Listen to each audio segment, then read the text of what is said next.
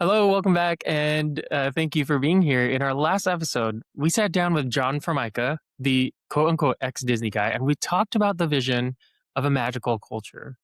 But here's the reality check: you can have the best Disney vision in the world, but if your systems are broken, all the magic dies.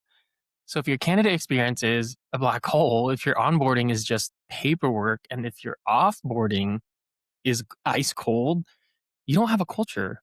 What you have is a compliance checklist. So today we're moving from the vision to the architecture. We're going to look at the blueprints of the entire employee journey. Returning to the show is my good friend and the architect of experience herself, Natalie Jackson. Now, if you were with us in season one, I believe it was episode 7 with Mansi Shukla, you know that Natalie is the founder of Crescent Consultancy and an expert in optimizing end-to-end customer and employee journeys. Natalie and I recently sat down to catch up over coffee, and she was updating me about the work that she's doing. And I was telling her about mine, and the two were just evidently aligned. So naturally, I invited her to come back on the show. She's launching a new newsletter called Now Keep Listening, which I love because it focuses on the hardest part of communications: what happens after you ask the question. She believes that brand activation starts with employees and that your brand isn't what you tell the market it is. It's what your employees experience every single day. So today we're going to challenge the traditional definition of the employee journey. We're going to argue that it doesn't start on day one and end on the employee's exit date. In the future of work, and really in today's world, we have to map the journey before and beyond the employee's tenure.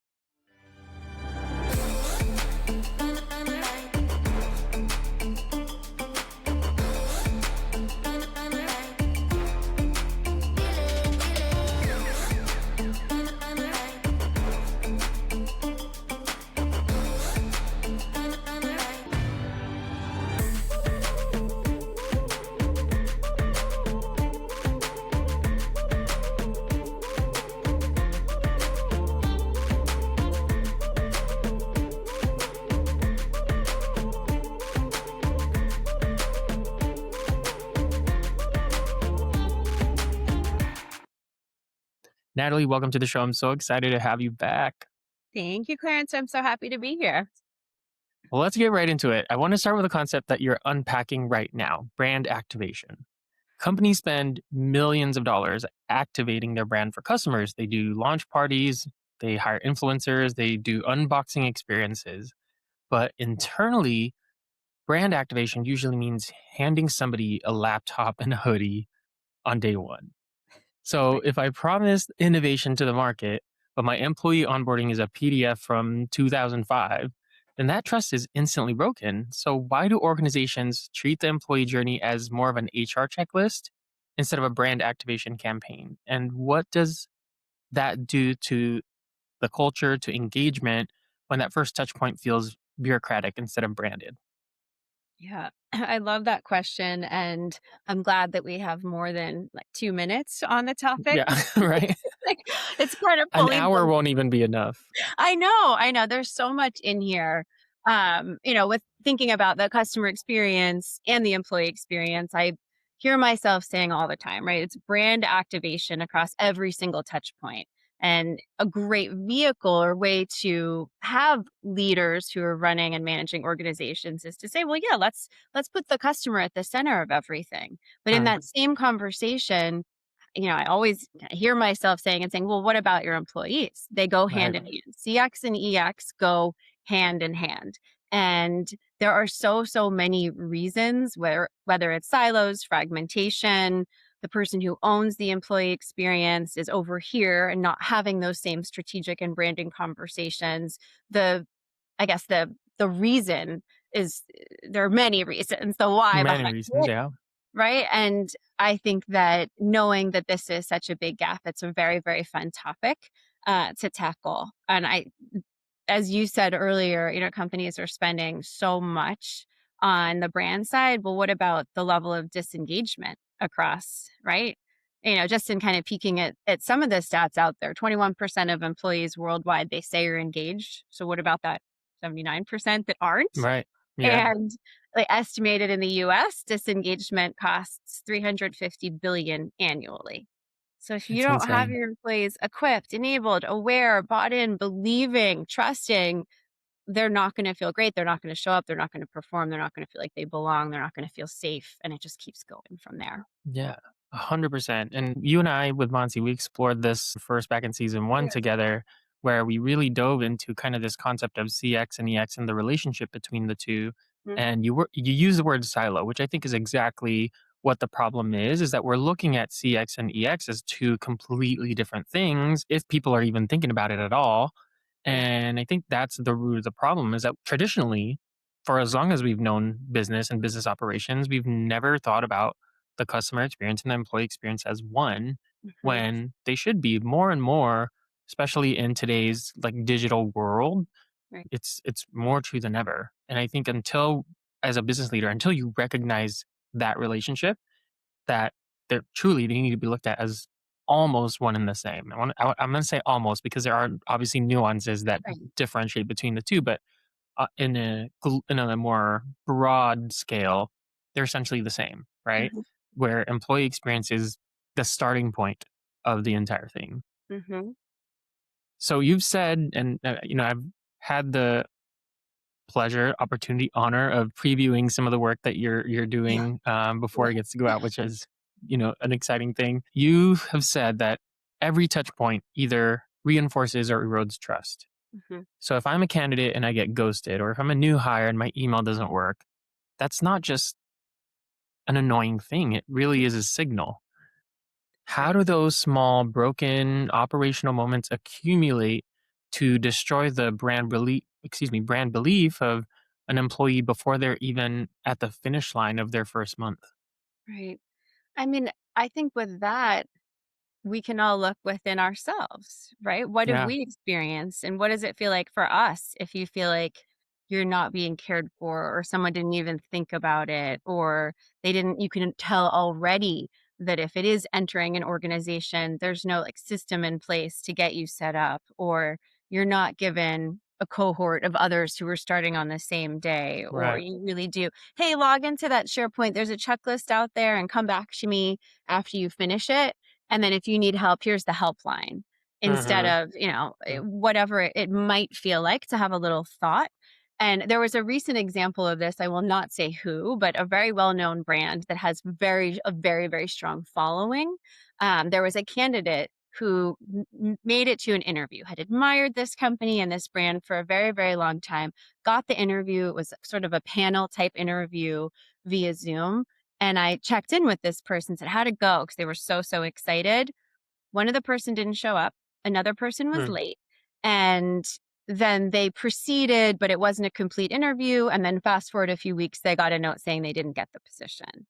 Mm-hmm. That person, the trust, the belief in the brand, what they stood with that, they just went to a competitor with their beliefs. They no longer value that brand. And I think that if that's not a signal and that's systematic, sure, that's one person, but how many times is this happening for Right. people all over the place? You see Yeah. something, the shiny lights out there about what this brand does, and perhaps the values are aligned. But then if that employee who is responsible for coordinating those interviews or knowing what to accomplish and when to follow up and the timelines and the expectations and those systems are not put in place, well, it's never going to match. It's just Right. not. Right. Well, there's just so much that I want to kind of tug on in what you just said, and part of it is that natural or traditionally, and I am no employee experience expert at all. So for those of you listening, like Natalie is the expert here. I am just the person that asks the questions. But from what I have witnessed through my career experience, traditionally, when we even if anybody is even thinking about it, if your company's one of the ones that are quote unquote good because they're Yeah. thinking about employee experience, traditionally we're looking at employee experience starting at the point of attracting employees or attracting candidates. But more and more, especially in today's kind of tech driven, social media driven world, it has to start way before that. And I'm going to dive into that in a little bit. But I want to ask you a little bit about the infrastructure because I think here lies a big part of the problem, right? We talk about the silos in terms of the way that we look at it from a broader perspective, but in terms of the infrastructure, let's look at the current state of that employee journey because from what I can see, it looks a little bit like Frankenstein, right? Mhm, mhm. Marketing might own the career page, then recruiting owns the interview, then you have HR who owns the onboarding, then there's the manager who owns the day to day, and nobody's talking to each other. Right, And right. so the experience feels very choppy, very like uncoordinated. And to your point, like they put the employee in the room and then they almost expect them to just figure it out. And, we can argue that it's a capacity issue or Yes. whatever, but you see this fragmentation up close. How do these silos create misaligned expectations? And who should be the architect that connects these dots so that the employee feels one seamless story? Mhm. Yeah, I think it's a very good point. I mean, all of it. And part of it is when you say the infrastructure, that's the right, yeah, the architecture behind it. Like how are we setting it up so that the entire journey can feel consistent and thoughtful and values aligned and brand aligned? Well, perhaps we even let's just define that, right? So what does that mean? And what might that journey look like? And when we think about the journey stages for an employee, there is a slight parallel to the customer side, but yeah, it's like Mm, learning about be awareness, just learning about the brand. And maybe you learn from a job posting or from a friend or from a referral, whatever that entry point is, then maybe you get an interview nowadays, maybe, right? And so there's that process that leaves people feeling frustrated because it's difficult if you're looking for a full-time position now. So you're already starting out in a place if you're empathizing with that candidate, you're from a place of difficulty, frustration, thousands of lost, in a black hole applications and all kinds of things. So yeah, accessibility in the beginning before even having a conversation to right. know what to expect.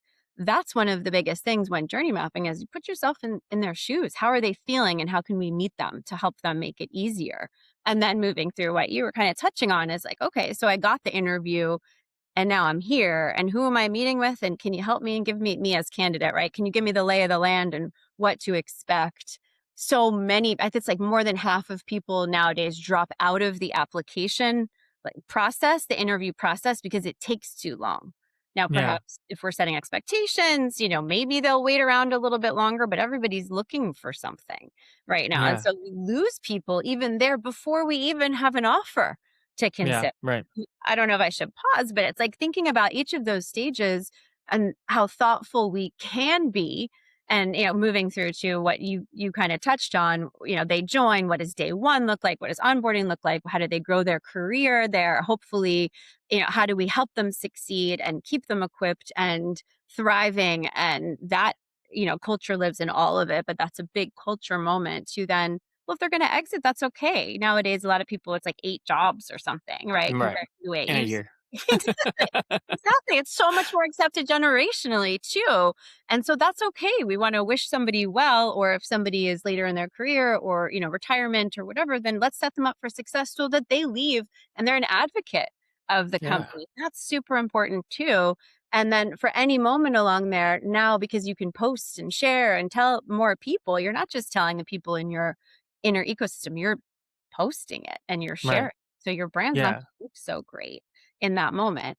And I know that you asked the question, well, ownership. Well, I think that's part of it too, is like if it lives only in HR and HR is doing their best to collaborate and stay brand aligned and work with the leaders and read the job descriptions and have a process that listens and gets the right candidates. I think mm, that infrastructure wise for both customer experience and employee experience, we need to rise above the systems, the silos, the fragmentation and say, okay, how do we understand the journey so that we can all see the same thing and then share the data around it as we're listening so we can not feel like only one person gets to see that, but democratize the data mm. and use that to do better. I could go on and on, so I'm going to pause. but I would that's love for you to go on and on because this is fascinating. well, that's what comes to mind for me is like, let's first just say what it is. We need a journey. We don't have that. Most organizations don't have that.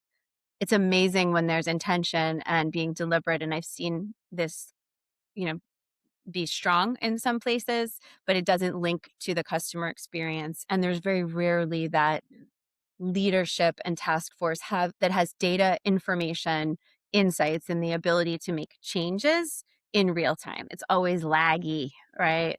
We do an employee engagement survey or we did an exit survey, and then somebody synthesizes that and then shares it only to executive leadership. And then maybe some of those get prioritized and shared out, but it's very rarely exposed. And maybe Mhm. that's, too strong of a word, but that's kind of how it feels. It's like a little secretive in a lot of ways. Yeah. Well, again, so much that I want to unpack here. Long answer. I'm probably going to say that like 20 times throughout this episode. Something that came to mind because you were talking about how, in today's world, we need to treat employee like if they're going to exit, like accept that Yeah. and support them in their journey. Like something that came up, and so I'll just say this before I say the next thing is McKinsey. And I don't know if they're the best example, but one of the things that have always stood out to me about their culture is that anybody who leaves the company is known as an alumni, Uh, a McKinsey alumni. And I think that's huge because it's mhm, part of what they do is they know that their employees are going to go and be CEOs or whatever, mhm, and they maintain that web of their network. And I think there's something so powerful in that, in terms of on day one, your employee is going to leave at some point. So you maximize what they get out of the experience, and you help kind of tee them up to their next thing. And then you treat them not as like an exiled person from your business when they leave, but somebody who is an alumni. And I think yeah. that's so powerful. So that just stood out to me. And I wanted to say that you did say something that I think is important to tug on a little bit, because we're obviously talking about employee experience, but then we're also talking about the candidate journey and the candidate Yeah. experience. I don't know if there's such thing as like candidate journey mapping, Depends. There can be journey mapping for for anything. anything. Okay, see, this I is what I'm saying. mean, Like I anyone who has an experience, we can architect it. okay, well, so I think like we have to look at employee experience not as, again, just starting at the moment that you attract a candidate, but really look at mapping the candidate Yeah, experience more and more today, because I don't know how much you're on social media, but not much. I have my ears to the ground all day every day intentionally, because I want to hear exactly what people are saying in terms of their experience. And we're talking about people who have submitted hundreds of like resumes and applications, who have been applying and unemployed for 6 months, a year, 2 years, who have gone through interviews that were three, four, five, 7 rounds, Mm, only to get ghosted. Like the candidate experience is a whole different ballgame than what it used to be. And if we're not thinking about mapping the employee experience, we're definitely not thinking about mapping the candidate experience. right. But everything that happens here in the candidate experience influences what happens here in the employee Yeah. experience. And we're talking about silos. Like that is the Yes. biggest chasm, I think, that Oh my gosh. we need to bridge. I think that we can group them.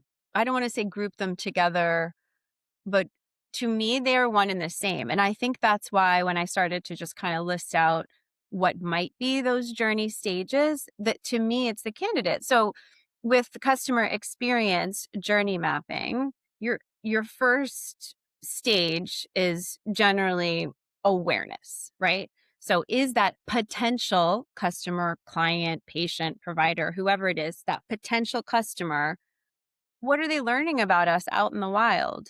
It's the same.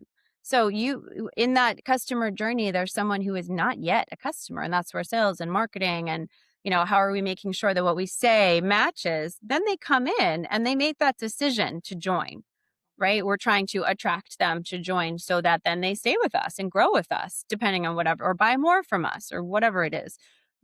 Stay members with us. To me, the candidate piece is that it's, getting deep into that design within those early stages of the employee journey and figuring out what data we can leverage, what we're listening, and who we want to be and who we don't want to be.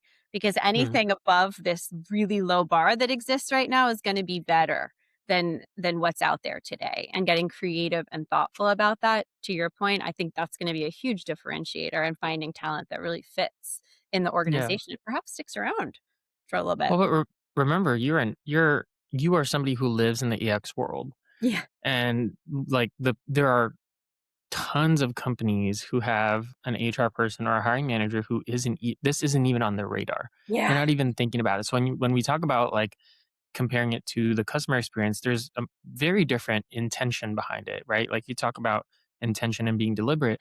When we're looking at the customer experience, there is 10 times more intent behind it Mhm. because of the the return that we expect from caring about the customer journey. But when we are thinking about the employee experience, not even the candidate experience, but the employee Yeah. experience, the intent is already lacking Mhm.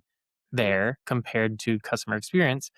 Compare that now to the candidate experience, and I'm going to argue that based on what we're seeing in society today, it's non-existent, right? Non-existent. And I'm not saying that it's intentional on any organization's side for it to have become what it is now, but it is where it's at.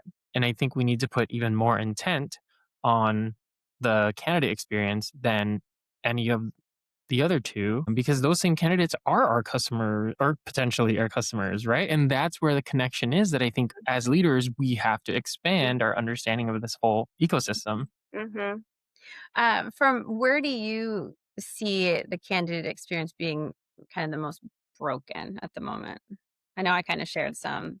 I mean, I don't honestly know if I have the right or even an answer. This kind of will trickle into this new venture that I'm doing. And for those of you who don't know, I launched a new venture with my business partner, Katie, which is about tackling the systems that are in place in the world of work. And I think in terms of the candidate experience, that's really where it's broken. Is we're continuing to just feed people through this system, this machine that has existed because of the industrial revolution and how we Yeah. used to do work back then, when the world is completely different and we're continuing to just expect them to flow through the same machine, not thinking like on the other side of the table of what that feels like, the daily agony, the daily like crushing of the soul experience that everybody, millions of people are experiencing, or we're aware of it, we know that it's happening, but we continue on the same processes, using the same systems. And Mhm. I think that's where it's broken. I think it's saying, okay, for our company, let's follow a different system. Yeah. Forget the resume.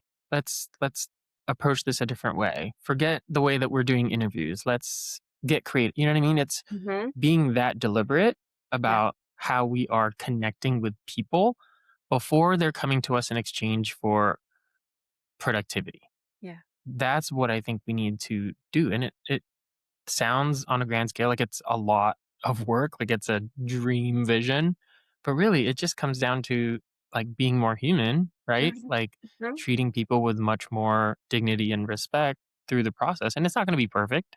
I'm Yeah. not saying that you have to reach out to every single person that sends a resume. Like depending on the company, that could be impossible, but just having the intention of saying, okay, how can I approach this differently so that I'm not continuing to just look at the resumes that are come in that are being recommended by ETS and forget about everybody else? Yeah. Or if I'm if I reach out to somebody, just not ghost them. Just say, hey, like here's where I'm at. Like I'm still waiting to make a decision. Like give me a couple more days. At least you're keeping the pulse and people know that they're not just sending things into the void. Yeah. Yeah. Yes. Like, I just unloaded on no, but it's absolutely right. It's funny because I listen to that and I think, okay, well, how can we suss out some of the, like, have you heard of the 5 whys? It's like Mhm. diagnose sort of based on, Yeah, right. It's like, how do we diagnose where it's breaking down at some of those places, and how fun would it be to take like 5 organizations and just use some diagnosis, a little bit of research, and say like, what do you think's going on? Because like some of the, you mentioned signals before, right? Some of the signals in those moments that keep showing up, if people keep getting ghosted, there's probably a reason. And maybe it's the leaders have not been given the parameters of what they can say in the interviewing process. Maybe it's as simple as they think there's a policy where we can't disclose until we get to a place where we know XYZ, or we've run into litigious individuals before, and so now we can't promise or tell them that we had a good interview because of this. So that I find that, in these kinds of things in organizations, there's probably like some reason over here sure. that then you could help them get to that place. And for others who have passion around this, topic and showing up and being human, there's a lot of best practices to pull from, right? Like great culture work, different assessments that could happen earlier in an interviewing process. I know some are actually approved for hiring, but whether I don't think Strength Finders is, but that's such a great one, right? Gallup. There's other things to get to the place of what you're describing to learn from, to design and trial and error and see what works. And then probably naturally those who have a good experience, even if they didn't get hired or it wasn't a good fit, they're going to want to talk about that. It's going to Right. feel different. Yeah. I mean, if we think like, let's talk specifically about the ghosting Yeah. thing, right? From a candidate experience standpoint, we know that AI exists. We know that AI has the ability to automate tasks. Yeah. It's so easy to put a system in place and like use AI to create to remind you of making more touch points, right? Like Mhm. to make sure that you don't forget you were talking to this candidate, to remind you to send a Yeah. quick message, a quick email to say, hey, like I haven't hired anybody yet. Like keeping those pulses in place so that it appeases the need for people to know they're not just being ghosted by another organization. Like it's Mhm. such a simple thing. It'll take a couple minutes to set that system up. It's not this entire like Mhm. large machine that you're having to fix and reinvent. It's one tiny thing, one tiny cog that you're doing a little bit differently that I think can make a huge difference in terms of the candidate experience. So I think it's that. It's again going back to the intentionality and being deliberate. You just have to make that choice. That's right. Very well said. And you can make that choice, what you just described, if you have the ears and voice of senior leadership and budget, even if that is very, very small. We say, we want to show up more thoughtfully. We don't want to ghost anymore. So every leader who's who's a hiring manager, let's just say, all of you, please put this system in place. Here's Yeah. what you need to know. So it's not left to that one employee who wants to, or one leader, one manager who wants to do it. But that's where you can get things at scale and show up better and more consistently together. Yeah, because I will say that on the other side of this, on the candidate side, the way that you are treated by an organization during that candidate experience is a signal of what you might experience Yes. as Yeah. an employee and once you cross over to the employee experience. So in some ways, maybe you're dodging a bullet. In some ways, I think, or in a lot of ways, it misrepresents your business because, candidates are going through this process and they're having this experience with somebody at your organization. And that's the brand equity that gets stuck with them. That's a huge factor that businesses are not realizing is Mhm. what is the impact of that candidate experience when it is negative. What's the long term? Because then when we're talking about NPS or whatever, like Yeah. that person then starts to talk about their negative experience, and Mhm. that touches seven other people and seven other people, like, and it starts to trickle down. So That's absolutely right. Yeah, there was a person I met the other day who had, I think it was like a second or third interview in person, had to drive an hour to get there or more in the afternoon, like aiming for a potential relocation down here kind of thing. And she gets there and they said, "Oh, well, we changed the time. Can you come back another day?" Didn't tell her. They said, "Oh, it turned out we had the wrong contact information. We told somebody else." So this person did not have the interview, took time, got ready, prepared, showed up. They were not ready for her. And, having met her, she said something like, "Well, I think it was what you just said. I think I might have just dodged a bullet, moved on from there." well, that irks me so much. But it's a prime example of the candidate experience being so transactional. So let me ask you, from your perspective, why do you think the candidate experience has become so transactional and dehumanized? And if brand activation should start before the hire, how much brand equity are companies burning by treating applicants like data points, like tools? I think that's a very, very good question. I don't know the answer. I think like a lot of things, it's multi-pronged. When there are humans in charge of something, all of us are busy. All of us are pulled in a lot of directions. Companies are still figuring out how to be efficient, but still be thoughtful. They're, want to grow, want to adapt, want to change. And then when you put something like the candidate journey without it having that platform, let's say, like other strategic initiatives or efforts or pillars, it's just going to be left to the side of someone's desk. And Yeah. I think that to me is perhaps an observation, but also a hypothesis in a way, Yeah. right? Yeah. Just from what I've observed. Uh, some are doing it really well. Like, I just want to say that those who do think strategically and have passion and have a voice, a seat at the table during, let's say, budget planning or strategic planning, they recognize it. They recognize what you had mentioned, like you're going to lose people. They're not going to be fans. If they were customers, they're probably not anymore.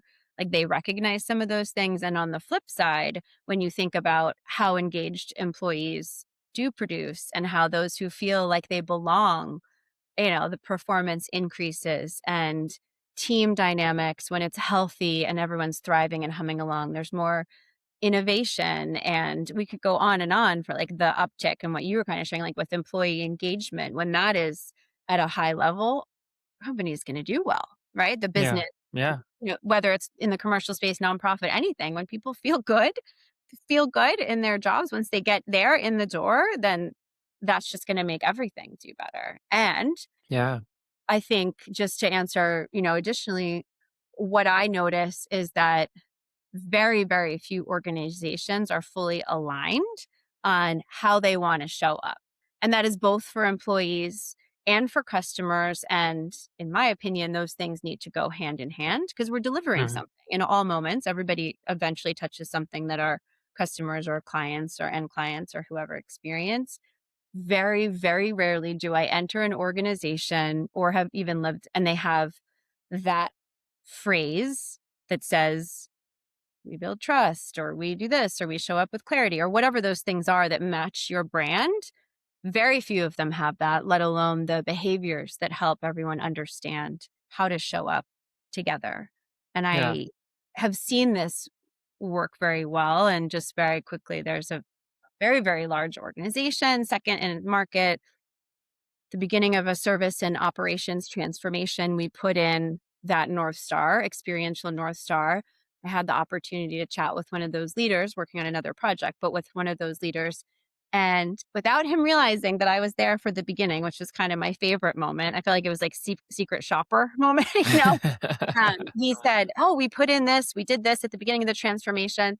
Our NPS went from, I don't, let's just say -15 to +20 because we had that clarity and the reinforcement about how we show up for each other, which Mhm. boosted accountability, how people feel, and how they show up and make decisions. And it just moved the needle so significantly that the customers were feeling it as well as the employees." Hmm. Last season, we talked a lot about alignment. We explored that with our different guests. This Mhm. season, we're really exploring engagement and the relationship from alignment to engagement. Before I pivot to that, I do want to acknowledge what we're talking about here, like, is important. And both Natalie and I obviously recognize that it's a lot of work. That, and as leaders, as managers, our capacity is so thin in today's world, so I will recognize that. But I will also say that employee experience and journey mapping, it's all so rooted in good leadership and, again, being intentional. And so, to an extent, I will say to any leader, there's a certain level of responsibility that comes with being in that type of role, that even when your capacity is thin, there has to be a little bit of intentionality of, I'm still going to put effort towards this, because Mhm. the people in the organizations are the people who are driving the business forward. That's so corporate speak, but they're the people who are helping to make things happen, and they're investing their time, their energy, their resources the same way that you are. But as a leader, you have an added responsibility to make sure that they're having a positive experience, that what they're doing is not for naught, that it's for something meaningful. And so, I do just want to recognize before we dive into this next part, that yes, being in a leadership role, having a responsibility of thinking about the employee experience is a big responsibility.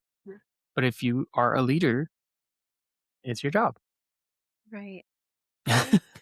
And getting curious, I think, is part of it too, right? Yeah. If you don't know or you don't have the definitions behind it, or perhaps you're not in a people leader role and that's maybe where you want to be. I totally get that too, right? Can still be curious and kind of raise your hand and say, I've been reading about this thing or I've heard about this thing. Are we doing that? Can we look into that? Mm. It takes Yes. just one person's voice sometimes. Yeah. 100%. So you started to talk about how this relates or how this influences employee engagement. So I want to pivot to that because that is kind of the critical part of this conversation. My guest for next week, Casey Devine, he told me something profound. He said, I can be aligned with and believe in a company's mission and their vision without being engaged enough to contribute to it. And I think that that is such a powerful thing when you think about it, because, when we're talking about alignment, we think it's enough for people to say, "Oh yeah, I share the same values. Oh yeah, I see this vision. I share it," and then think that that's enough to get an employee to come to work every day excited. But it's not. There is work that you as a leader, and even you as an employee, there's work you have to do every day to Mhm. feel engaged enough to want to then contribute to those things that you feel so aligned with. But that is the gap. I can believe it, right? I can have alignment, but if the system is full of friction, I can't act, which is where that engagement comes into play. Is this where journey mapping comes in? Is the map essentially the tool that removes the friction so that your alignment can actually turn into engagement, into contribution? I think that is a fantastic place to begin to find alignment. And there are some ingredients that go into doing that in a way that people feel, employees, leaders, whoever, feel like they're a part of it, which, in my opinion, when done well, that's really critically important. Uh, some hear journey mapping, they think, oh, it's like that product map that we had when we did user experience. No, sure, it can be, but it's not meant to be a one-time exercise. I'll just say, like, right? It's meant to be something that's iterative. It's meant to be collaborative and cross-functional. It is something that best to do with a third party because that person can facilitate without sitting in the room with any political No bias, bias. Yeah. no ownership, no baggage, nothing. They just want to see, and I highly recommend someone who has this, CX, EX strategic mindset to be able to facilitate and listen between the lines. Um, so yes, and I can't help but sort of say those like caveats and things because it doesn't always work when it's not Yeah. done thoughtfully. So when it's 100%. done well, then yes, if you could bring employees together and give everybody a voice to say, for me personally, like when I do work, I like to meet one on one with as many people as I can, right? With Crescent. I want to listen and not only listen in a structured way that maybe doesn't feel structured for those I'm interviewing, but it's kind of like there's a method to the madness. I want to listen. Mhm. I want to listen Yeah. between the lines. I want to hear. I want to build trust because, well, one, it's more fun for me to work with people who we have a rapport. But secondly, like everybody deserves a voice and share the Right. things they've been thinking about. So if we Yeah. could go into some kind of a journey mapping session for the employee journey with those team members that you feel a part of it, and then map each stage together thinking, well, what stages are actually right for our organization, and let's dig into every single one of those, and why not use that kind of company journey to align what's happening externally with internally. And that is part of the customer experience professional association discipline to kind of be able to put those things hand in hand. But there's a moment to just get everybody comfortable with the full landscape. They're going to know right away where they fit in that, but they're also going to Mm. know what's happening before and after and what to expect and where there's friction, and always pull data in and how are we measuring. But don't keep it just for this room.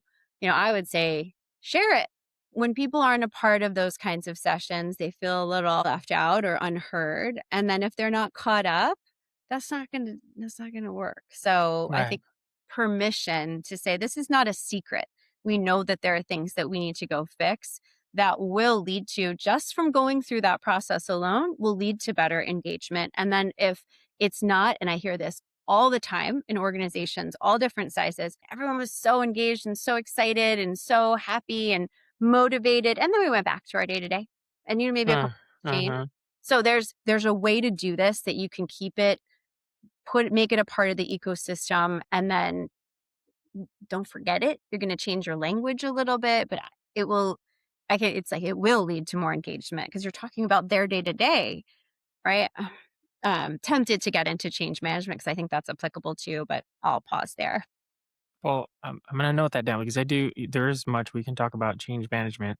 I will emphasize from what Natalie just said, the importance, the significance, the impact of having a third party involved in this whole process because, we talk about the parallels between customer experience and employee experience and like there's customer reviews, right? And if a customer leaves a bad review, they tell the truth, which they do most of the time. They tell the truth about their experience. They don't get in most situations, they're not reprimanded for that. There's no repercussions. In fact, typically a customer tells the truth about their negative experience and we reward them. We say, come back with here's a free thing, here's a discount. And it's so the opposite when it comes Mhm. to the employee experience. If somebody tells the truth, 9 times out of 10, I shouldn't say 9 times out, 7 times out of 10 maybe is more accurate. The manager is not going to be like, oh, tell me more, right? Mhm. Like so many managers, like at least from the employee perspective, there's a fear because they know that there's a chance they'll be reprimanded. There's a chance that there'll be this superficial maybe conversation that is more for due diligence or compliance than actually wanting to learn the truth. And so having a third party involved might provide a little additional layer of psychological safety where your employees might feel more apt to be honest and tell the truth and not be afraid of the repercussions. Though I will say some employees are still probably hesitant and assume that you as a business consultant would go and report that to the company. But I think naturally there's a different trust layer Yeah. that is there with a third party organization, which is huge because again, when you're talking about really understanding the truth behind the employee experience, it's very hard to do it when it's all done in house because the employees I think are very hesitant, they're very guarded, Mhm. so they're not necessarily honest all the time. But you can give me your thoughts on that. Yeah, I agree with that. And of course, systemically, what does the culture look like? What have we allowed and rewarded internally before? And how is it a toxic culture? Is it not? So it's hard for leaders probably to kind of look at that and say, like, "Oh, are we ready to do that? Are we ready to listen?" Uh, that's kind of one part of it versus like we know that we want to get better. And this is Mm, one way that we're going to start listening as, a key word. We're going to start listening in a different way or in a more thoughtful way. Or we started this grassroots, let's listen more. I will say, like, as a facilitator, sure, there's a responsibility to say, if you're interviewing employees, I'm not going to share quotes. I'm not going to share what you said unless you tell me that you want me to, or that's okay. And if there is something that feels like I need to share it, I'm going to have to share it, right? If yeah, there's something really extreme. Um, it really depends what it is, but, sure. I think it's a really, really good point that it also is a little test and learn and a little practice, right? We're Yeah. listening in a different way and our ears are open and, "Oh my gosh, we might make changes." That is people are skeptical, I think, naturally of that if they haven't seen that before, and people get deflated when the ideas that they've had saw no light of day. Right. Uh and also, I hope that that third party can embrace the fact that they're coming in to listen.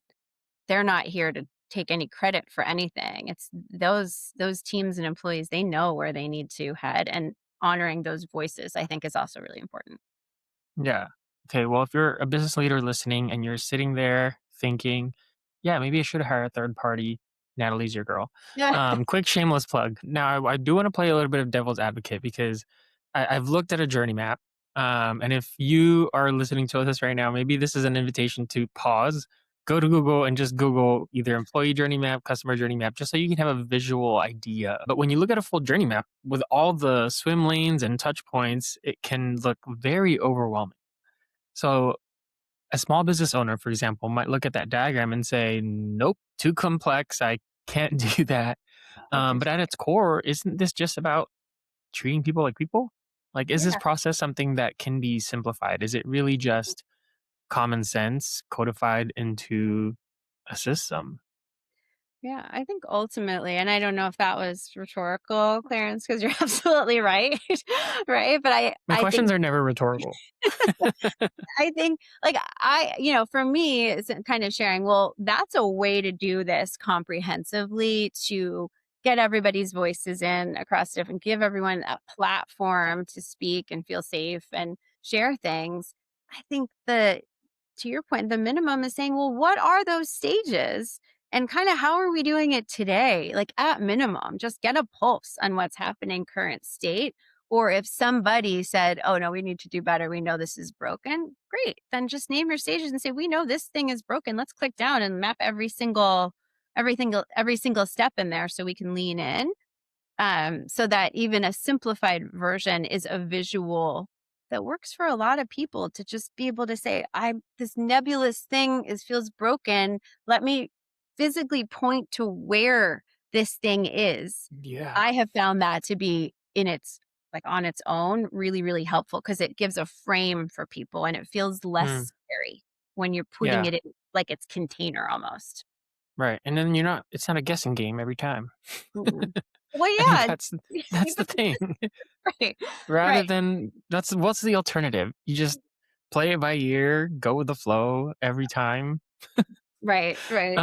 So we touched on this a little bit earlier, but I want to bring it back because I think this is important in today's digital age. I want to zoom in more on kind of this before stage because traditional mapping looks again at recruitment essentially, right? But today, employees are looking at brand presence. They're looking at, founder-led brands. Mhm. Are companies building in public? Do they have Mhm. content on LinkedIn long before they apply? Long before they even consider working for the company. How do we map this new before? How do companies account for the fact that their employee experience is actually happening on social media feeds for months before a candidate ever even connects with HR or anybody at that company? Mhm. Yeah, I mean, perhaps we're getting back to where things have been fragmented, right? If those who are putting out the brand messaging or celebrating the founder story or sharing how we're giving back or highlighting like whatever those things are, what else do we need to bring in to show a little bit more about what it's like to be a part of that or for those employees? I think those conversations aren't always happening together, or there's not always the data to kind of put in there together. Um, Sometimes it's what you were saying about like there's just it's not set up that way today. We say we might have a landing page about what our benefits are and how we treat our employees and there's training, but I love what you just said because there it's all about that impression and so much of that employee experience and customer experience is perception, right? It's how Yeah. people they're perceiving us. That's the reality. And Right. so how are you Perception is reality. yeah, so how are you going to Yeah. be thoughtful about that and make it feel genuine? So hopefully Right. it's genuine. I wonder if this touches a little bit too is like generationally. Um Mm.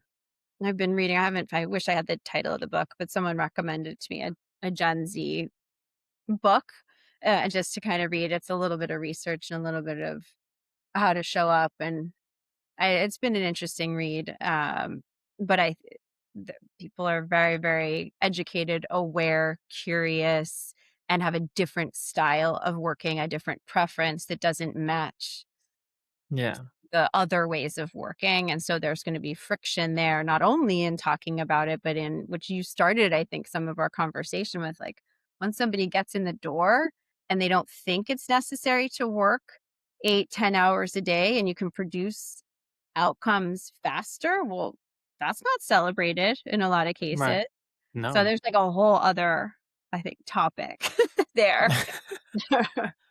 We can dive into so much, Natalie, Yeah. all tying back to employee experience. And honestly, like, so I asked that previous question because, as an example for myself, like Apple, I've never like necessarily submitted a resume to Apple, but I would love to work there one day.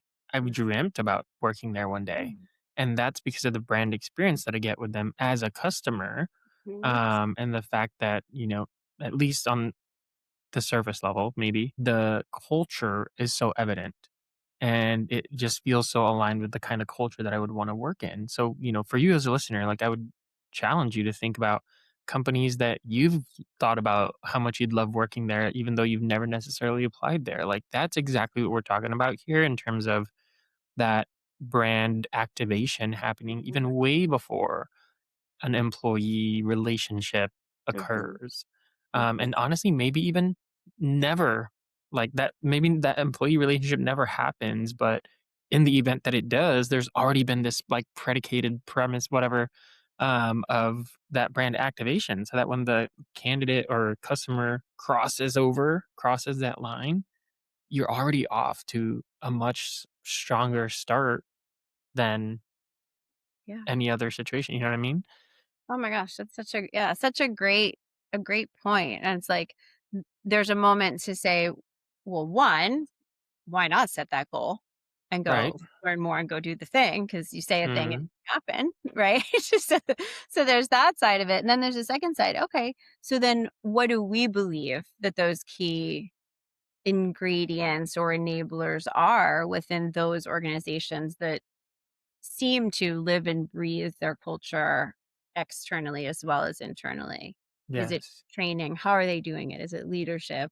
What are those things that really stand out? So like we kind of can say, we these are the ways to boost employee engagement. These are the ways to get people aligned. These are the ways to for those ones that in your example, it's like a standout organization that has grown and has been consistent with their brand, and you can tell that decisions were made deep in the organization from packaging to this to that to the stores, right? That's like it's cohesive.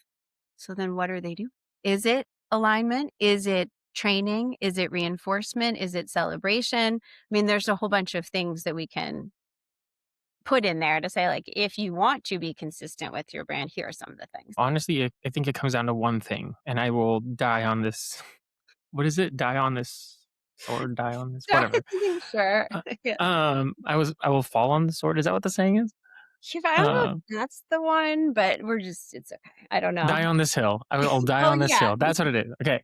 It comes down to one thing, and I will die on this hill. Intention. It's about intentionality. It's the conscious choice of we're going to do this. I think is the answer to that, and Mhm. I have no doubts that I feel strongly about that. Yeah. Yeah. Very good. Okay, so let's talk about the flip side. We talked about the before, let's talk about the beyond. Because as you mentioned at the beginning of this conversation, like traditional companies treat a resignation almost like a funeral. Mm. But in this gig economy, ex-employees are future clients, or they might be boomerang employees who leave and then eventually come back. Why do so many companies fail at the offboarding moment? And how do we design a beyond journey that turns ex-employees into brand ambassadors? Mhm. Mhm. I think your answer to the earlier question is what it is. It's that intention and designing it and not thinking, well, we want to learn a little, so we're going to do an exit interview and Hmm. we're going to walk somebody out the door on their last day and wish them well. And then maybe they've made some friends there and cool, you guys can stay in touch. Right? I think it is just taking, not even just, it is taking that moment and having the right leadership, influencers, whoever it is, within the organization to say, we want to do better here. Let's listen to, if able, the data and where has it fallen down and figure out, well, the root cause is probably somewhere during their journey prior to that, in addition to that last moment as to why they're perhaps not advocates anymore. And Hmm. getting creative with the metrics and the data side of it, I think would be a really interesting place for organizations to think about including when designing what it might look like. And to your point, it's like have a little blue sky thinking, right? Well, how would Yeah. we want it to feel? How could it feel? Who's doing it Yeah. great? Let's just, or, let's open our minds a little bit and think, well, we want to thank them for their Yeah. tenure in a really special way. Or a la unreasonable hospitality, which you and I have Mm, discussed. Well, what's yes. that moment to celebrate when someone's going to go retire? I know that happens sometimes, or that moment when that person learned a whole bunch at the organization and then went out on their own or went to this other job. If you want them to forever be part of your ecosystem, yeah, just be thoughtful about it. Not Yeah. just, I keep saying just, be thoughtful about it. Be thoughtful. Yeah, it's certainly Yeah. much more complex Yeah. than that, but at the same time, it's not. At the same It's time, not. it's not. Have you heard of the peak end rule? Are you familiar with the peak Mm-mm, end rule? mm-mm, So there's this concept called the peak end rule, where they say that an employee remembers their experience based on 2 points in their tenure. Their peak, the moment in time where they were at the top of their game, they were having the best experience with the company, and then at the end mhm. of their tenure, of their experience. And that those are the 2 things that define how they remember an experience. And I'm a walking, living example of this. So I want to share a personal example Yeah. because for a lot of you listeners, you guys know that I left my previous company and my role as a CMO after working for my previous company for 10 years. I gave an entire decade of my life there.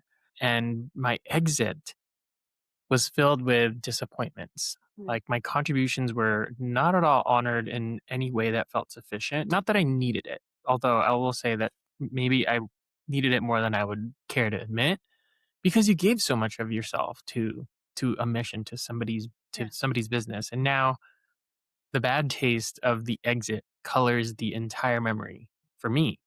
So my question to you, Natalie, sorry, is why do organizations fumble the ball at the 1 yard line? Why is it so hard for leaders to stick the landing on the exit?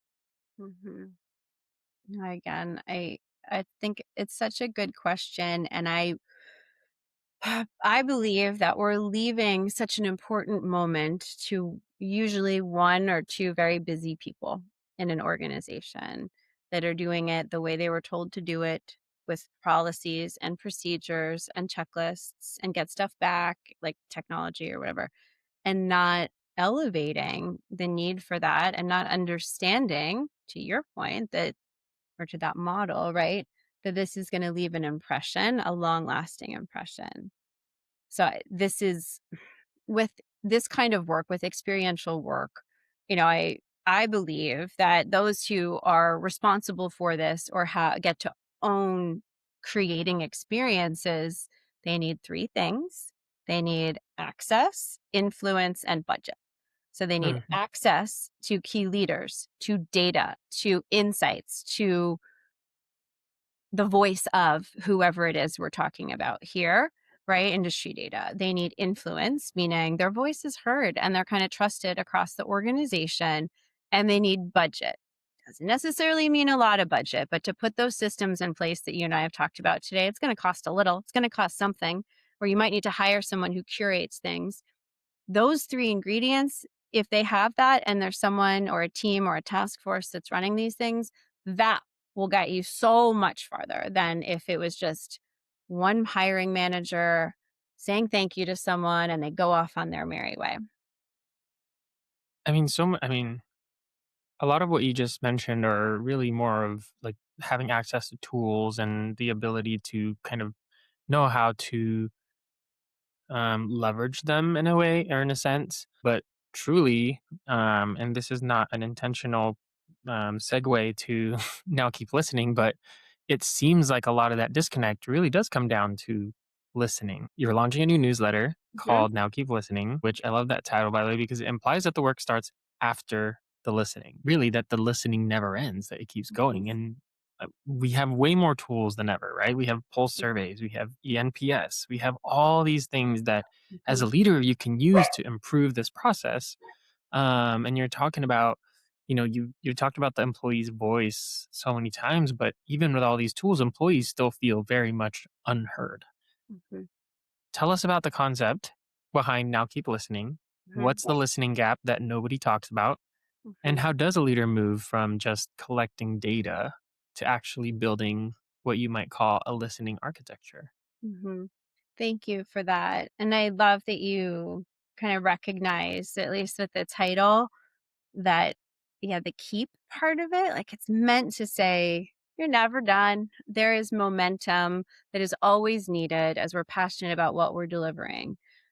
For me, I think I have worked in house and helped organizations of all sizes. And I kind of literally woke up one day and like, oh my gosh, this is a thing. At every single organization I have been at or worked with, there's probably not one leader or team who can say, yes, I feel like I have the current accurate pulse on what's happening with our customers and with our employees right now to be able to make decisions. And Hmm. yes, I could tell you what's happening within that let's say onboarding stage for either employees or customers.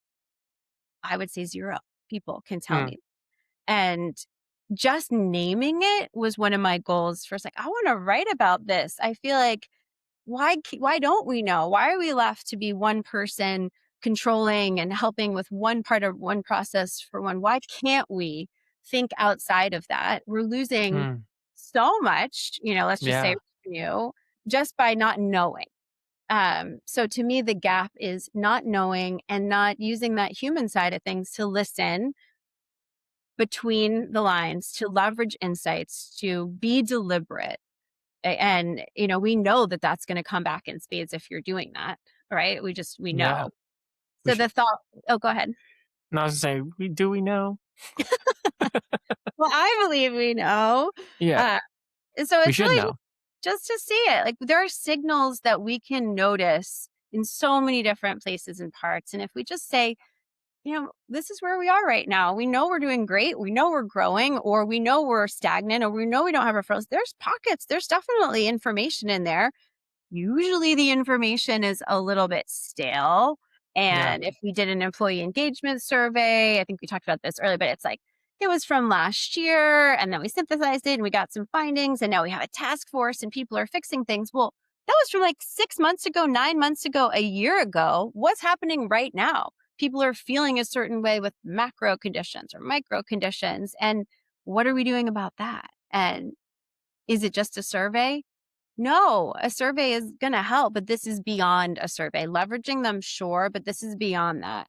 So my, kind of hypothesis at the beginning of kind of just getting some of the thoughts out and sharing some of those experiences and frameworks is to say, I believe that the discipline of EX and CX and culture frameworks and other experts' way of trying to tackle some of this, they are going to move the needle. Mm. But first, we as leaders in place, we need to like think above this. Just like let's think Yeah. about that the whole journey and one thing. Let's just understand it so then we can learn and lean into it.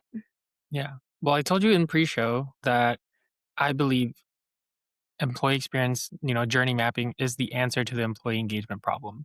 And as a marketer, I use tools like SEMrush, like NP Digital has Answer the Public, to look at, what are people searching Mhm, around certain keywords or key phrases. And so not too long ago, because I do work in the employee engagement space, I was looking at what people were searching to try to figure out what content to create. And one of the highest search phrases when it comes to employee engagement is activities for increasing employee engagement. mhm, It's searched on Google thousands of times a month across the country alone. Not even talking about globally, but just in the US.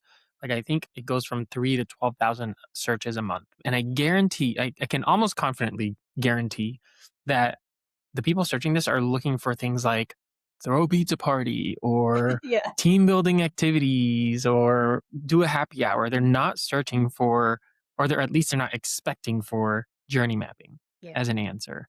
Mhm, But how do we convince these leaders that a pizza party is a very, very weak band aid on a bullet hole? How do we shift their mindset from searching for activities to building architecture? mhm. My gosh. Yeah. Pizza party can be an idea that comes from, journey mapping. It can be a thing, it can be a part. But there is such a gap in knowledge and understanding of what each other does and why they're doing it across an organization and how my moment and my roles matter, and such a gap in here are my goals and here are how they're aligned to, like, the number of employee interviews that I've done in organizations, and I ask just, what are your goals? Oh, I'm not sure, or we're changing, we just merged, we did this. I'm not sure. That's a really good question. Okay. So Mm, there's like there's just that moment to come together, and it sounds so simple, but just to learn what each other's working on and right. learn what's working today and recognize what's not working. Just Mm, that, and having the, I mean, we can use, I like the word architecture too, right? That architecture to say, great, like here's our house or building, whatever. They can all look different depending on the organization. Now, what's our scaffolding? How are we structured? How are we built? How are we doing this? And how does this match when we started this organization X number of years ago? Who are we now? Who do we want to be? Doing that with employees' voices is very, very powerful. That makes them feel, if they're not shareholders, right? What are they doing it for? It's a job. Do you want it to be a mm, job, right? Or do you want them to feel like they belong? And side note, caveat, I would urge not to use the word family. I know a lot of people like to do that. I would say don't do that because people tend to give too much. And that, again, a whole other topic. But like, how do you want people to feel? Well, let's take a moment and look across everything together. So mm, you can continue with the engagement, the fun. Maybe you're hosting monthly meditation, right? I say that as an example because I actually did that in an organization and I can't believe I got a yes when I asked to have meditation every month with the team that they loved it. So you can still have your moment of creativity and those things that you find in the search, but like, let's get a framework out there. mm. And you at least have that to work in. And maybe you're assigning, someone who's responsible for each role who wouldn't normally Yeah. do that, right? Yeah. Okay, well, that brings me to really kind of the final critical question here. We spent the last hour really understanding the nuances behind EX, but who does the work? And we talked about this a little bit in your first episode with me, but we talked about potentially marketing, HR, ops, and obviously EX is this whole thing, but this process sounds like a full-time ongoing job. It's not a one and done project. Mhm. So is it time for every company to have a dedicated EX architect role? Is this a full-time responsibility that every company needs to have? And where should it sit in the org chart? Mhm. Oh, I love that question so much. It reminds me a little bit of when someone is setting up like a program management office or project management office. There's different models that work for different organizations based on where you are, right? Your level of governance that you want, or the level of ownership that you want, or how much oversight you need to have in the house. So I think you need to match your culture with how you structure that. But the short answer is yes, you need an owner. Yes, you need an owner. And you need an owner who has those three things: access, influence, and budget, so that they can bring in experts as needed and have that time and space to move these forward and report up and down and through the organization. Mm, Yes, definitely yes. I have seen a few examples lately. Like there's one company that is in the manufacturing space, and they just renamed, I think within the last year and a half, I think they just renamed their HR department employee experience. So mm, I'm chatting with that leader next week. So I'm going to learn more about that love as that. a curiosity, right? So that's one way. Yeah. Another organization learned some things, noticed some things, really insightful things that came out of some journey mapping. They have started up an enterprise wide cross functional task force. So they're going to focus on this, and they have the eyes and ears of both the CEO, C suite, and the board that know this is happening. And they're going to tackle one thing first, and there's more to come. There are different ways to do this. So it doesn't have to be, I need an FTE, but yes, the answer is yes, you need it to be dedicated. Mm, love it. All right, Natalie. Well, one final insight I'm gonna try to get from you. If a leader listening to this right now could fix one broken touch point in their employee journey tomorrow to have the biggest impact on trust, which touch point should they fix? So tough. Not a heavy question, but Not a good question. I would say, I know we talked about the candidate journey, but that's not fair because it's not just one. However, I would say look at the employee onboarding experience. Lean in there. If you can Hmm. get them to join and feel like there's a good culture fit and you're excited and they're excited, how's that going to feel for them for their first 30, 60 days? Hmm. Love that. All right, Natalie. Well, thank you so very much for showing us the blueprints to building really what the kind of employee experience that every company should strive for. And now that we have the architecture, we have to check the plumbing. So next week, I am sitting down with Casey Devine to see if technology has a role in actually supporting the journey that Natalie described today. Natalie, again, thank you. Tell us if somebody wants to connect with you, if they want to subscribe to Now Keep Listening, if they want to learn more about what you're doing, connect with you, what's the best way for them to do that? Absolutely. I'd say LinkedIn, thecrescentconsultancy.com. We'll be posting the newsletter out there, and there's a way to reach me there. And then on the website, thecrescentconsultancy.com. Thank you so much. This has been so fun, such a passion topic. So thank Right? you. We touched on one of like 300 topics that we didn't even get to change management. I know. But it's a whole conversation on its own. But maybe we just do this regularly, where you talk about Right. the entire employee experience and the 3,000 nuances that go into it. That's right. I think we should do some little bit of research on it too and share our findings. I think that'd be Yeah, fun too. 100%. I love that. All right, y'all. I'm Clarence Moore, and this is Aligned, Engaged, Fulfilled. We'll see y'all next week.